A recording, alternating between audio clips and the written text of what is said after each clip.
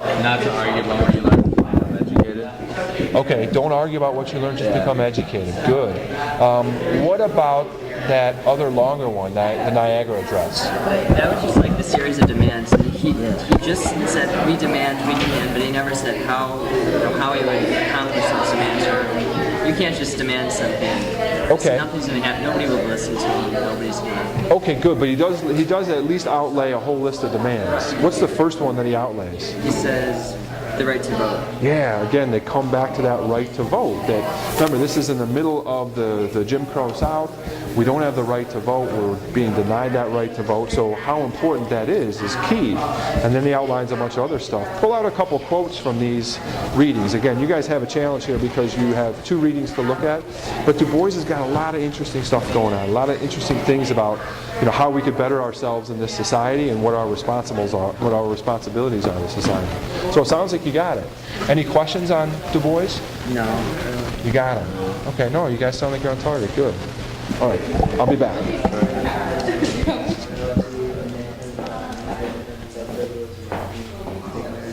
All right, gentlemen and lady, what are you talking about? Francis Harper? Yes. Well, we kind of disagree with each other. More like everybody versus me. Why? What's the point? What's the disagreement? What she's saying is going to work at all. You called her insane. Well, first of all, what is she saying? She's trying to make. She's trying to teach people how a good family life is the basis of what they're trying to accomplish. Because a good, sturdy family will raise good, sturdy kids and will bring like the future generations of. Okay, so it all starts in the family. The mothers specifically have a role to educate their sons, their daughters, fathers too. But if you have that family solid structure, then society could change. Why do you disagree? I'm going to give you the mic. Because I think that not everyone knows how to raise a family perfectly. I mean, she wants them to start raising their family perfectly, but not everyone knows how to. I mean, if you were raised in a family that did not teach you moral values, then how are you going to teach your kids moral values if you don't know what they are? If you don't know how to teach Okay, so it's wrong to assume that everybody would know how to raise a family? It's not that it's wrong, it's just that it's really out there thinking that everyone knows how to raise kids perfectly.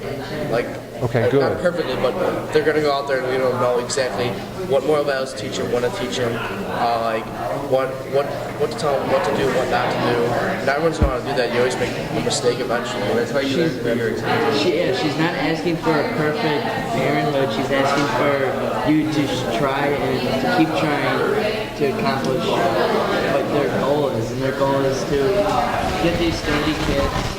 But not everybody cares. There's parents that don't. They're not trying to get everyone. Yeah, she's just trying to get. But I think So it's you a only good. want 50% of the people that have good kids, not 50% that have Because bad. then the 50% of people. If I'm trying to do something, I would rather have 100% of people work 100% of the time than 50%. Then how would you do that? How would your solution? Exactly. You can't do that. Exactly. That's not what happening. Yeah, she's not asking for 100%. She's asking for. But Brian's point is a good one, is that there's a huge assumption that she's saying that educate your kids well, but where is it ever written? I mean, there's got to be hundreds of thousands of books, now that I'm a parent, on how to raise a child right. There's no real Bible for how to do it, and like, where do you learn how to do that? So you're right to question it, because it's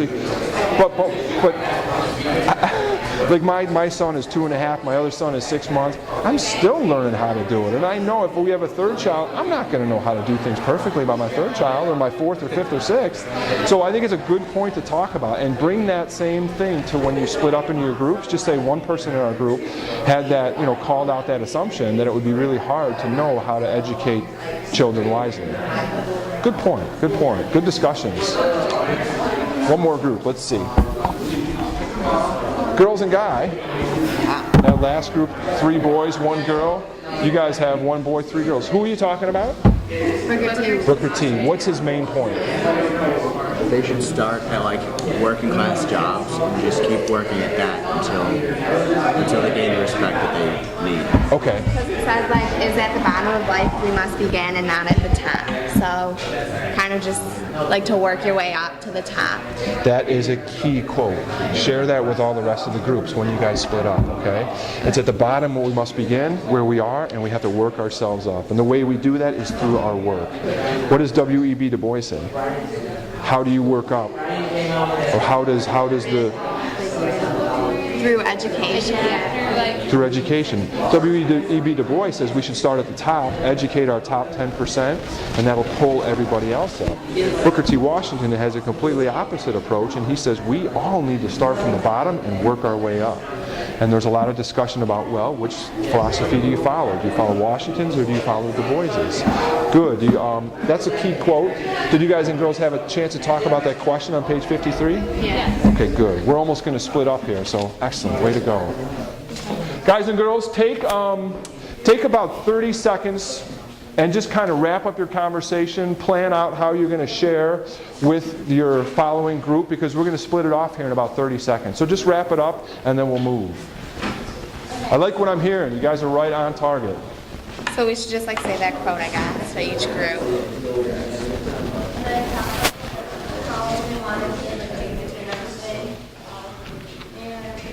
And then like probably take a long time, and then like that cast on your bucket stuff might be like kind of important. All right, I think that about does it. Let's, everybody has a piece of paper. You guys all have a blue piece, red piece, yellow piece, green piece. Green piece, hello. You guys are the green piece, and you're the purple piece. Split it up, okay? Everybody should sit at a table with somebody else from a different group, okay? So they're all at each table there's going to be a red, a blue, a purple, a yellow, and a green. Split it up however you see fit.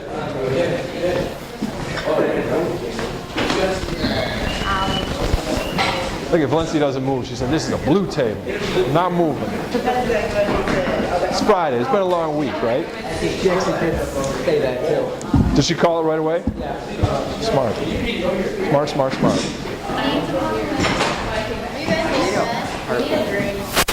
Need a green over here. Any other greens? You're sorry. See you later. We need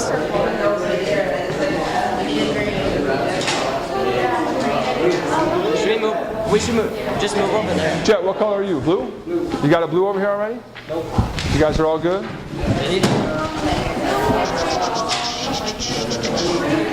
You're all good over here? I'll stay. Okay, good. Okay. What are you, Will? Yellow. Yeah, why don't you combine? We'll combine just to kind of talk it over. You know you have to leave. All right, guys and girls, let me have your attention just for 20 seconds. Now you're all in your group, and you're all kind of experts on that one person. Take the next 5 minutes, just before class ends, take the next 5 minutes just to quickly talk about what you talked about in your group. Some really good points came up with every group that I visited. So share some of the quotes, share some of the ideas you had, share about some of the ideas you could write about this weekend, okay? Go for it. Take 5 minutes or so. Okay, so should we do blue first? Is that like her?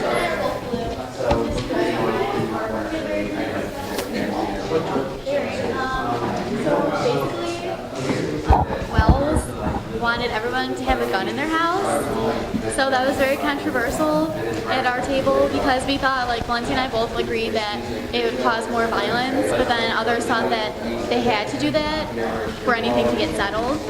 So that was a big issue, and Sarah, did you guys talk about a quote at all?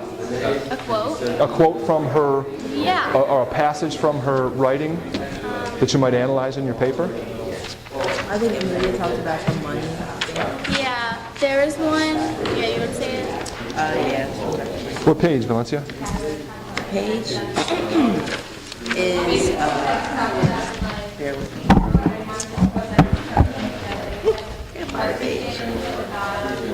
It's on page 37. 37? Top. Yeah, at the end of that paragraph it says, the white man's dollar is his God, and to stop this would be to stop outrageous in many Localities. Yeah, good. The white man's dollar is his God. Solid. Good, good, good. So what it means. You know what, guys? Let me stop you there. Look on the bottom of page 37. Another very powerful quote that she talked about that you might want to analyze in your papers. It's about the 4th or 5th line from the bottom. A Winchester rifle should have a place of honor in every black home. That really kind of paints the picture there. And that was one thing that really grabbed a lot of people when she said it. Okay, so it might be another good thing to mention or talk about in your paper. Good, good, good.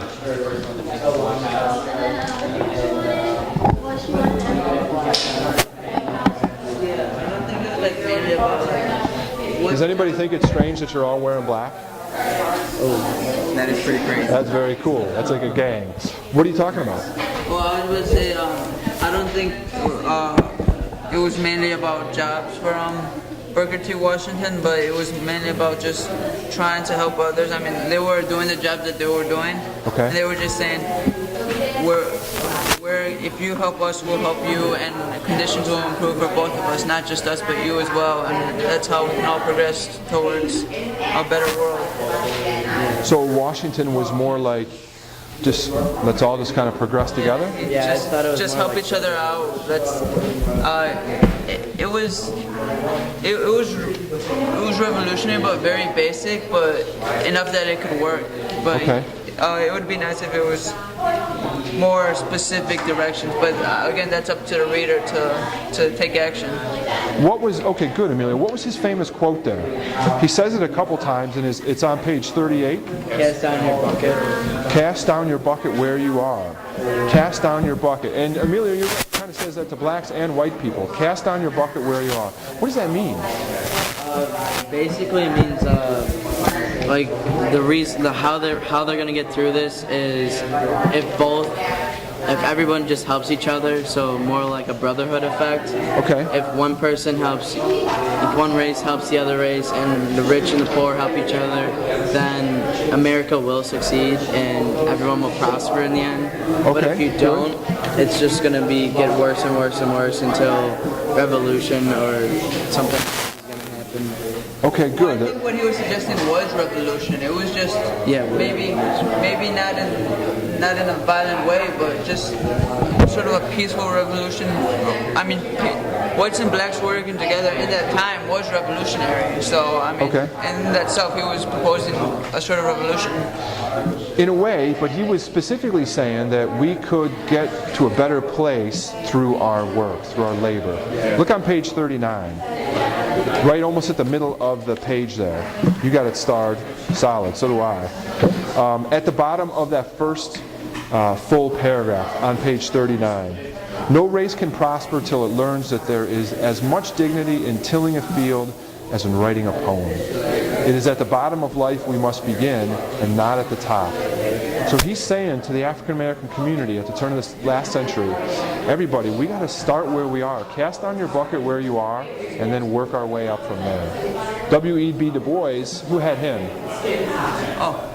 You had W.E.B. Du Bois? Oh no, I had to be well. Where does he say? What does he say? He has a list of, kind of has like a list of demands where like in his first one he starts with the education. Yeah, so where should we start there? If Washington says we should start at the bottom and work our way up, start at the top. Yeah, Du Bois says let's educate our top 10%, and then they will pull everybody up from there. So there's two kind of different philosophies there between Washington and Du Bois, and they're kind of saying these things at the same time.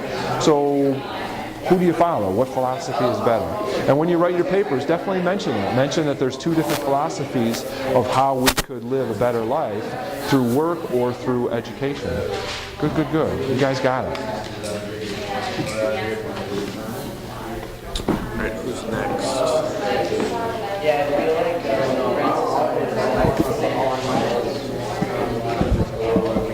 Brian, are you educating them on your point that you brought up? Yeah.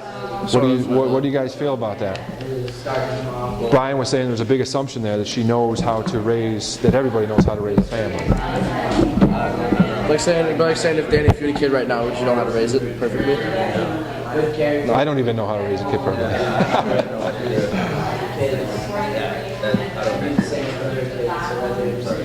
What, you don't agree with him?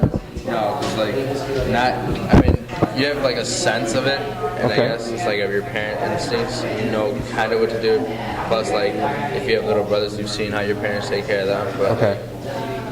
I don't know. I just don't think you would know how to do it like perfectly. No one's a perfect parent, so Right. that's just how I. Anybody a big Beatles fan? All you need is love? Is that all you need? It's an extremely philosophical question. Where it starts, where it